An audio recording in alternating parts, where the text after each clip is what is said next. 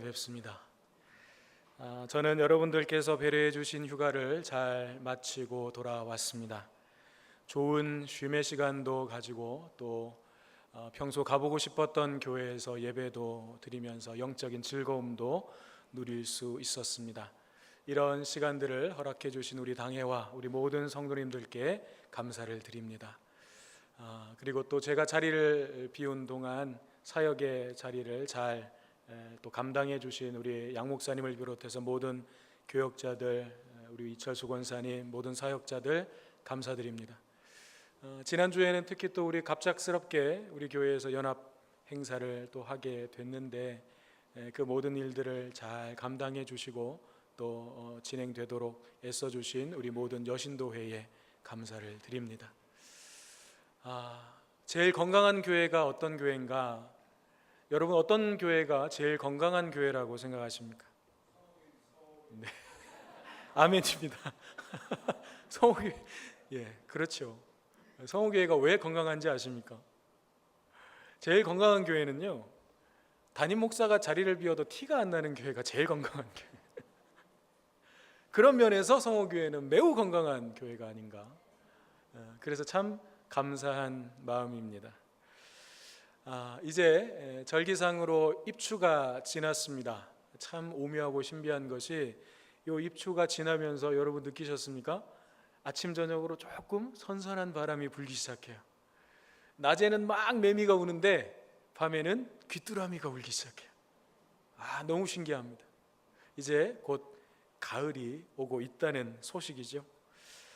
뜨거웠던 여름에 지쳤던 우리의 몸과 마음을 다시 추스르고 우리 성호교회가 주님 기뻐하시는 건강한 교회로 세워져 갈 수 있도록 이제 하반기 사역도 잘 준비하고 잘 감당하는 우리 모두가 되기를 주님의 이름으로 축복합니다. 자, 우리가 창세기 강해를 통해서 요셉의 인생을 계속 살펴보고 있습니다. 반전에 반전을 거듭하는 요셉의 인생, 마치 한 편의 영화나 드라마를 보는 것 같아요.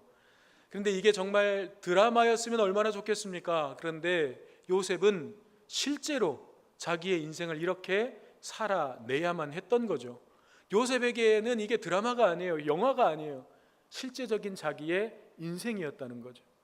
그 요셉의 인생 스토리 가운데서 우리에게 들려주는, 요셉이 자신의 삶을 통해서 우리에게 보여주는 그 믿음의 메시지가 무엇인지를 우리가 계속해서 좀 찾아가 보기를 원합니다. 지난번까지 우리가 살펴보았던 장면이 이거였어요. 요셉이 주인 마님의 그 유혹을 뿌리치고 옷을 벗어놓고 도망쳐 나왔는데 누명을 쓰고 모함을 받아서 감옥에 들어가는 거였죠. 그 감옥에 들어가게 됐지만 우리의 주인공 요셉은 어떻게 합니까? 그 감옥에서조차, 이 억울한 상황에서조차 그 특유의 성실함과 정직함으로 간수장의 인정을 받게 되죠. 그래서 나중에는 감옥 안에 있는 모든 일들을, 모든 재반 업무를 돌보는 그런 간수장의, 말하자면 비서에까지 이르게 됩니다. 그것이 이제 지난주에 우리가 살펴보았던 장면이고요. 자, 그리고 나서 이제 오늘 본문의 내용을 보니까 이제 요셉의 인생에 뭔가 좀 좋은 일이 계속 일어날 것 같은 조짐이 보이고 있어요. 요셉이 갇혀 있었던 그 감옥에 누가 들어옵니까? 애굽 왕 바로의 술을 맡은 관원장과 떡을 맡은 관원장이 그 감옥에, 요셉이 갇혀 있었던 그 감옥에 들어오게 된 거죠. 왕의 술을 관리하고 왕의 음식을 관리하는 사람은 당시의 최고위층 관료였습니다.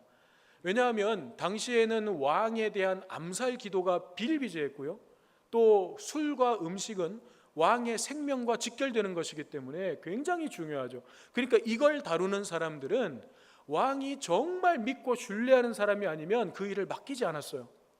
그러니까 이 술을 맡았다, 왕이 먹는 음식을 맡았다, 이것은 왕의 최측근이고 실세 중에 실세라는 얘기죠.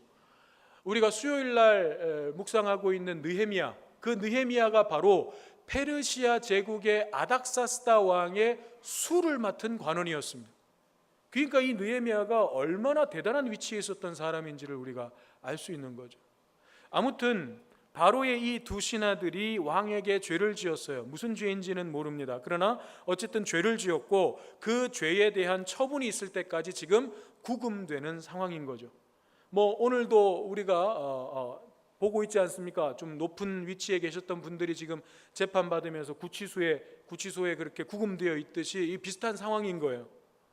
자, 이 사람들은 고위급 관료였기 때문에 그 감옥에 갇혔음에도 불구하고 특별한 대우를 받았어요. 그래서 시중을 들 수 있는 사람을 붙여줬는데 그 사람이 바로 요셉이었던 거죠. 자, 우리는 이것이 요셉의 인생을 완전히 바꾸는 이 만남이, 이 일이 요셉의 인생을 완전히 뒤바꾸는 결정적인 계기가 된다는 것을 우리는 이미 알고 있어요. 하지만 요셉의 입장에서는 지금 아무것도 알 수가 없는 상황인 거죠. 어느 날 뭐 높은 위치에 있었던 사람이 감옥에 들어온대요. 그 간수장이 저 사람들 시중을 자기 보고 들래요?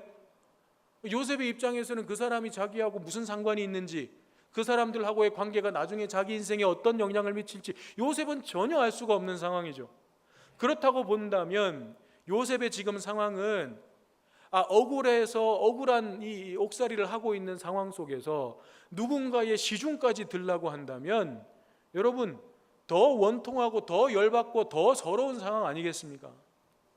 아니 옥살이 하는 것도 억울해 죽겠는데 그 옥살이를 하면서 누군가의 시중을 또 들어줘야 돼요. 그런 상황이었다는 것입니다. 자, 그렇지만 우리는 요셉이 이들을 섬기는 그 모습을 통해서 요셉이 그 억울한 감옥 생활 속에서도 그가 어떤 삶을 살았는지를 확인해 볼 수가 있는 것입니다. 자, 어느 날 두 신하가 같은 날 밤에 꿈을 꿨습니다. 뭔가 심상치 않은 꿈이라는 것은 알겠는데 도저히 해몽이 안 되는 거죠. 그래서 답답하고 근심이 가득했습니다. 자, 그런데 그때 요셉이 시중 들기 위해서 아침에 이들을 찾아갔습니다. 그리고 그들을 향해서 뭐라 그래요? 6절 7절을 보니까 요셉이 이렇게 이야기합니다. 아침에 요셉이 들어가 보니 그들에게 근심의 빛이 있는지라 요셉이 그 주인의 집에 자기와 함께 갇힌 바로의 신하들에게 묻되 어찌하여 오늘 당신들의 얼굴에 근심의 빛이 있나이까? 자, 요셉이 그들에게 어찌하여 당신들의 얼굴에 근심의 빛이 있나이까? 물었어요. 여러분 이 요셉의 말이 이해가 되십니까? 지금 요셉의 이 상황이 여러분 이해가 되세요? 제가 이 본문을 가지고 2015년도에 설교를 한 적이 있습니다. 그때 제가 이런 표현을 썼어요. 지코가 석자입니다. 누가 누구를 걱정하고 있어요? 기억나시죠? 안 나십니까? 뭐 기억 못하시고 잊어버리시면 저희는 뭐 감사할 따름이고 그렇잖아요. 아니, 누가 누구를 걱정하고 있어요 지금? 요셉이 남 걱정할 상황이 아니라고요. 자기 문제도 지금 해결되지 않은 상황이에요. 지코가 석자예요. 내 문제도 급하고 내 상황도 힘듭니다. 감옥에서 살다가 평생 그렇게 살다가 죽어야 될지도 모르는 판국에 다른 사람 얼굴에 근심의 빛이 있는지 없는지 그게 도대체 나하고 무슨 상관이에요? 내가 그들의 근심의 빛이 얼굴에 있는 근심빛을 살필 이유가 뭐가 있습니까? 내 문제도 급한데. 하지만 요셉은 그 고난의 상황 가운데서도 자기 상황, 자기 문제에만 매몰되지 않았다는 것입니다. 내 문제도 급하고 내 상황도 힘들지만 오히려 다른 사람들의 형편과 다른 사람들의 아픔에 관심을 가졌다는 것입니다. 그것이 요셉이었어요. 결국 이 일이 그가 감옥에서 나오는 결정적인 계기가 되지 않습니까? 도움이 필요한 다른 사람의 문제를 도와주니까 자신의 문제가 해결되더라는 거예요. 다른 사람들의 아픔과 다른 사람들의 근심을 살펴보니까 어느 순간 자기의 문제도 해결되더라는 거예요. 이것이 하나님의 방식입니다. 이것이 하나님께서 문제를 풀어가는 방식이에요. 또한 이것이 하나님께서 오늘날을 살아가는 하나님의 백성들에게 요청하시는 삶의 태도고 삶의 방향입니다. 모두가 힘든 상황일 때, 모두가 자기 문제에 몰입되어 있을 때 다른 사람들의 얼굴빛을 돌볼 수 있는, 살필 수 있는 우리 모두가 되기를 바랍니다. 자, 그러면 요셉은 어떻게 억울한 옥살이 중에도 그런 삶을 살아낼 수가 있었는가? 그것은 요셉이 자신의 형편이나 그런 상황과는 관계없이 하나님이 나와 함께하고 계심을 믿었기 때문이에요. 내 형편이 좋을 때만 하나님이 나와 함께 하신다고 믿은 게 아니라 내 상황이 어떠하든지 간에 어떤 자리에서건 요셉은 하나님이 지금 나와 함께하고 계심을 언제나 믿으며 살았다는 것입니다. 그리고 그 하나님과의 바른 관계 안에서 떠나지 않았기 때문에 요셉이 이런 믿음의 삶을 살아낼 수가 있었다는 거죠. 물론 성경에 그렇게 직접적으로 말씀해 주는 구절은 없어요. 요셉이 감옥에서도 하나님과의 관계에서 떠나지 않았고 그렇게 직접적으로 알려주시는 구절은 없습니다. 그렇지만 우리가 이것을 어떻게 확인할 수 있는가? 오늘 본문 8절 말씀을 보면요, 꿈 때문에 근심하고 있는 두 신하에게 요셉이 이렇게 말합니다. 해석은, 그러니까 꿈의 해석은 하나님께 있지 아니하니까 청하건대 내게 이르소서. 여러분, 이 당시에 꿈에 대한 개념은 한 개인이나 국가의 미래에 관한 신의 계시라고 받아들였어요. 뭔가 심상치 않은 꿈을 꾸면 이건 내 미래에 관한 일이거나 혹은 국가의 미래에 관한 어떤 신적 계시의 의미로 꿈을 받아들였어요. 그래서 왕궁에도 그런 꿈을 전문적으로 해석하는 술객, 박사 이런 사람들이 있었어요. 그만큼 중요하게 생각했던 것이 꿈이었어요. 그러므로 꿈의 해석이 하나님께 있다라고 하는 이 요셉의 말은 인간이나 국가의 미래가 오직 하나님의 손에 달려있다, 그것을 주관하시는 분이 하나님이시다라고 하는 신앙 고백이 여기에 깔려있는 거예요. 게다가 꿈 해몽에 대한 지식이 전혀 없는 요셉이, 그걸 배운 적이 없잖아요. 꿈을 해몽하고 해석하는 지식을 배운 적이 없습니다. 그런데 이 요셉이 주저하지 않고 그 꿈을 자기한테 얘기해 보라고 하는 거예요. 자기 어떻게 감당하려고? 그런데 자기한테 얘기해 보라고 하는 거예요. 이렇게 할 수 있었던 것은 하나님께서 그 꿈의 해석을 알려주실 것이라는 확고한 믿음이 있었기 때문이고, 이런 요셉의 믿음은 그냥 나오는 게 아니에요. 이런 요셉의 믿음은 평소에 요셉이 하나님과 얼마나 친밀한 관계와 교제 속에서 살아왔는지를 보여주는 거죠. 한 단면인 거죠. 여러분, 믿음의 반응이라고 하는 것은요, 어떤 상황 속에서 내가 어떤 상황 속에 딱 처했을 때 내가 거기에서 믿음의 반응이, 요셉처럼 믿음의 반응이 나온다는 것은요, 평소에 내가 어떤 믿음의 삶을 살았는지가 그때 나오는 거예요. 여러분, 어떤 상황이 됐을 때 그때서야 이제 이게 무슨 뜻일까? 그리고 고민하고 생각하고 그리고 판단해서 행동으로 옮기는 것, 그건 아직 나의 온전한 믿음이 아니에요. 여러분, 군인들이 훈련을 하는 이유가 뭡니까? 훈련을 하는 이유는 어떤 실제 상황이 딱 됐을 때 이 상황에서는 어떻게 해야 되더라 생각하고, 그 다음에 여러 선택 가운데서 그래, 이 상황에서는 이렇게 해야 되지, 이렇게 하려면 뭐가 필요하지? 이게 필요하지, 그래서 이걸 준비해야지. 그 상황에서 생각하고 판단해가지고 그 다음에 행동으로 옮기는 거, 그거 늦어요. 훈련을 하는 목적은 그 상황이 딱 오면 생각하지 않고 내 몸이 바로 반응할 수 있도록 훈련을 하는 거예요. 믿음의 반응도 마찬가지예요. 우리가 어떤 상황 속에서 믿음으로 반응해내려면요, 평소에 내가 그 훈련이 돼 있어야 돼요. 그래야 자동적으로 나오는 거예요. 자동적으로. 그런데 어떤 상황이 되면 그제서야 이제 고민하는 거예요. 이 상황 속에서 하나님의 뜻이 뭘까? 그리고 막 고민하다가 판단해가지고 행동으로 옮겨요. 고민 안 하는 것보다 고민하는 건 참 좋은 거예요. 그런데 더 좋은 건요, 그렇게 하기 전에 어떤 상황이 되면 자동적으로 믿음의 반응이 나에게서 나오는 거예요. 요셉처럼. 그래서 우리가 믿음의 훈련이 필요한 것입니다. 자, 아무튼 그렇게 요셉의 말을 들은 두 신하가 요셉에게 자기들의 꿈 이야기를 해줍니다. 아마 이것도 평소에 이 두 사람이 요셉이 보여준 모습 속에서 요셉에 대한 신뢰가 있었기 때문에 그렇게 했을 거예요. 왜냐하면 자기들은 애굽의 최고위층 관리잖아요. 요셉은 노예 출신의 죄짓고 잡혀 들어온 죄수에 불과하잖아요. 그 하찮은 자에게 자기들이 자기 얘기를 해줄 게 뭐가 있어요? 니까짓 게 뭘 안다고 어른들 얘기하는데 낄라 그래? 하고 내칠 수도 있잖아요. 그런데 평소에 요셉을 보면서 이들은 요셉에 대한 신뢰를 이미 갖고 있었다는 거예요. 그래서 요셉이 그렇게 물었을 때에 자기들의 이야기를 서스럼없이 그렇게 하고 있는 거죠. 자, 그렇게 두 사람이 각각의 꿈 이야기를 했습니다. 그리고 요셉은 각각 다른 해석을 전해줘요.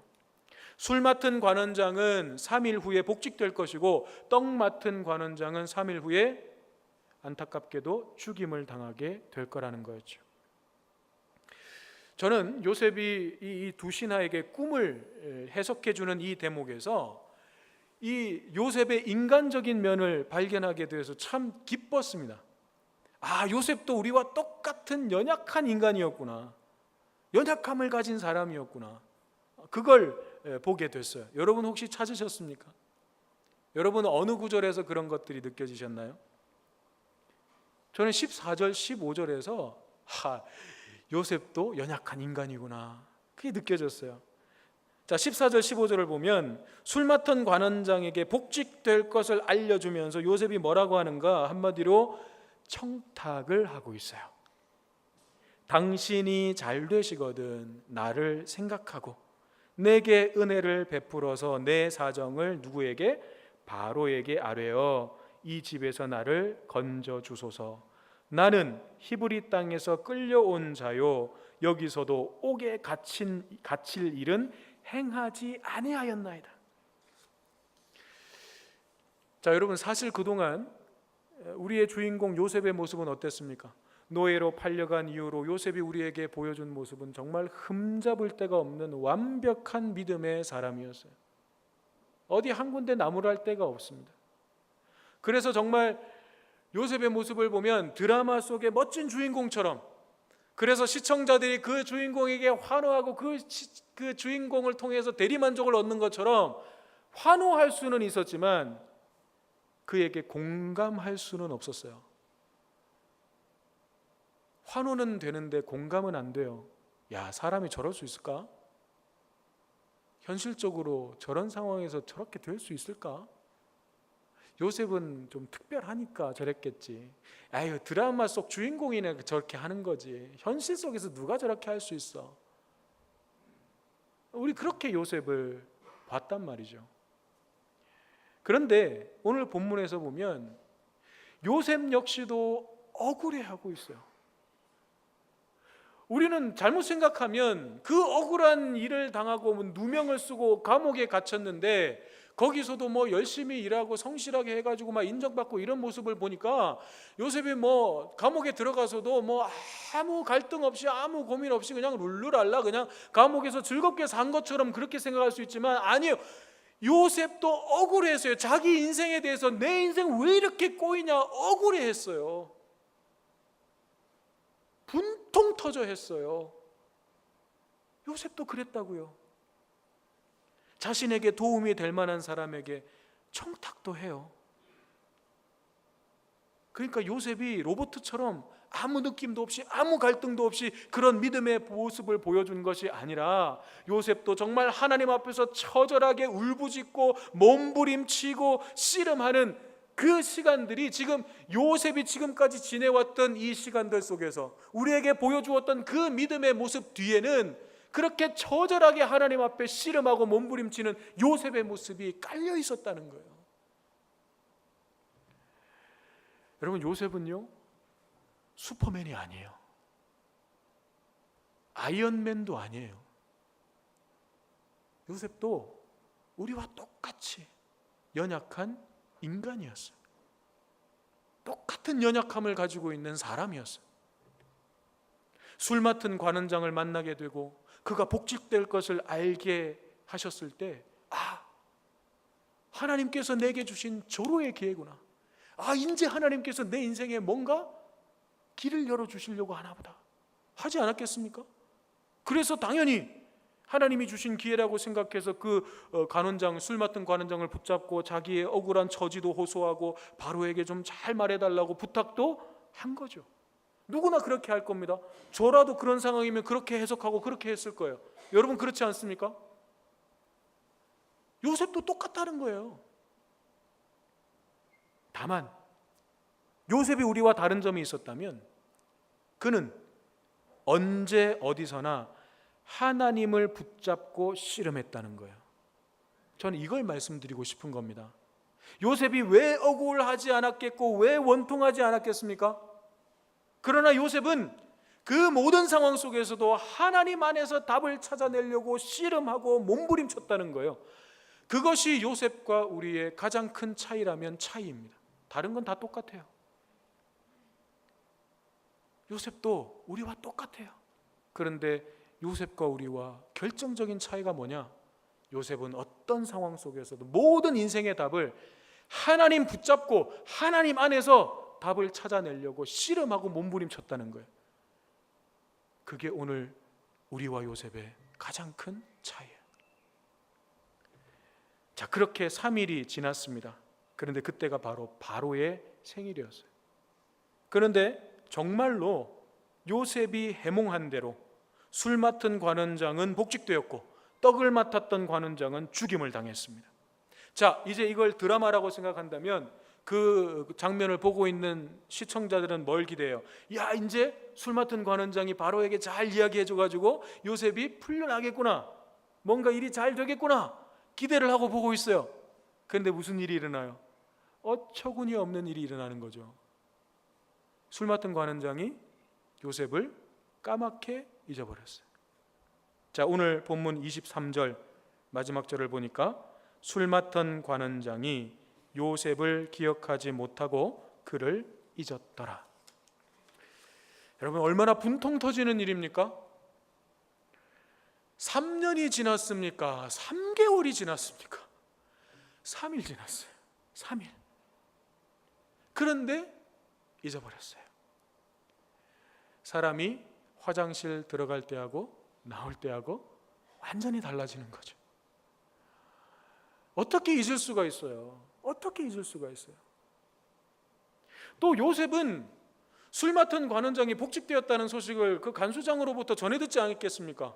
야, 간수장이 얘기해 주는데 술 맡은 관원장이 복직됐대. 그 얘기를 들은 요셉은 무슨 생각하겠어요? 야, 이제 좀 있으면 좋은 소식 오겠구나. 분명히 이제 그 관원장이 바로에게 내 얘기를 해줘서 이제 내가 감옥에서 풀려날 수도 있겠구나 기대하지 않겠습니까? 그런데 하루, 이틀, 사흘 아무리 시간이 지나도 기별이 없어요. 소식이 없어요. 한 주, 두 주, 한 달, 두 달, 세 달 시간은 계속 흘러가는데 아무 소식이 없습니다. 요셉의 마음이 어땠겠습니까? 얼마나 허탈하고 괴로웠을까요? 이게 뭘까? 분명 하나님이 꿈을 해석해 주실 때 분명 뭔가 내 인생에 좋은 일이 생길 것 같았는데, 이 사람을 통해서 이 사람을 만나게 하신 것이 분명 뭔가 하나님의 뜻이 있었을 텐데 왜 아무 일도 일어나지 않는 거지? 얼마나 괴롭고 얼마나 허탈했겠습니까? 뒤에 나오겠지만 요셉은 그로부터 2년을 더 기다려야 됐어요. 2년을. 우리는 2년이라는 것을 이미 알고 있지만 요셉의 상황에서는 이게 언제가 될지 알 수가 없는 거예요. 내가 평생 그냥 이렇게 감옥에서 죽을 수도 있겠구나. 그냥 끝이 없고 기약이 없는 기다림인 거예요. 그러니 그 마음이 어땠겠습니까? 저는 요셉이 이 시간들을 아무렇지도 않게 지냈을 것이라고 생각하지 않아요. 가령 내가 기대했던 대로 하나님의 응답이 안 오네. 그렇다면 하나님의 뭔가 뜻이 있겠지. 이제 내가 마음을 편안히 가지고 인내하면서 하나님의 때가 이를 때까지 내가 기다려야지. 이렇게 하지는 않았을 거라는 거예요. 어쩌면 요셉도 밤마다 침상에서 통곡하며 울었는지도 모릅니다. 하나님 언제까지입니까? 언제쯤 이 기나긴 어둠과 고통의 터널을 빠져나갈 수 있습니까? 하나님, 도대체 내 인생은 언제쯤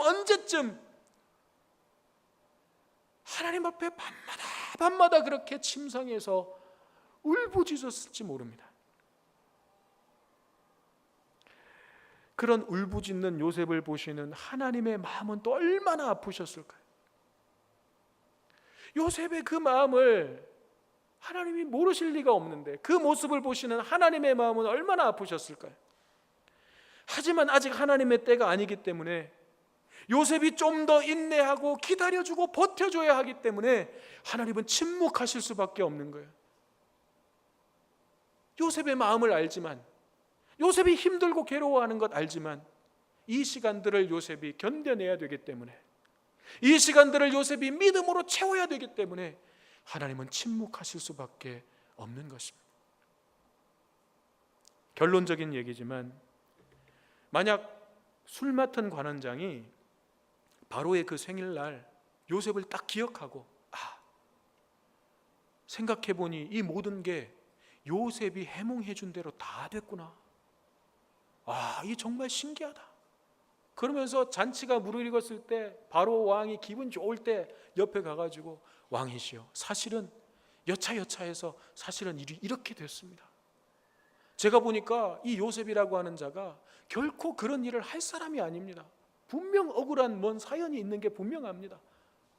그렇게 청을 드렸고, 요셉은 자기 생일날 잔치를 벌이고 있는데, 그래? 그런 일이 있었어? 그러면 석방해줘야지 했을 수도 있는 거죠. 그런데 만약에 그렇게 됐다면, 그렇게 해서 바로가 그날 요셉을 풀어줬다면 어떻게 됐을까요? 요셉은 풀려날 수도 있었겠죠.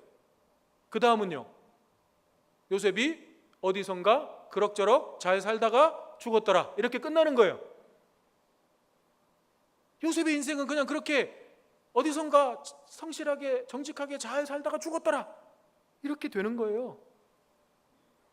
하지만 이 고통스러운 2년의 시간이 지난 뒤에는 왜 하나님께서 그 시간들을 채우게 하셨는지, 왜 2년이 지난 바로 그때서야 이 술 맡은 관원장이 요셉을 기억해냈는지, 그때는 알게 되는 거예요.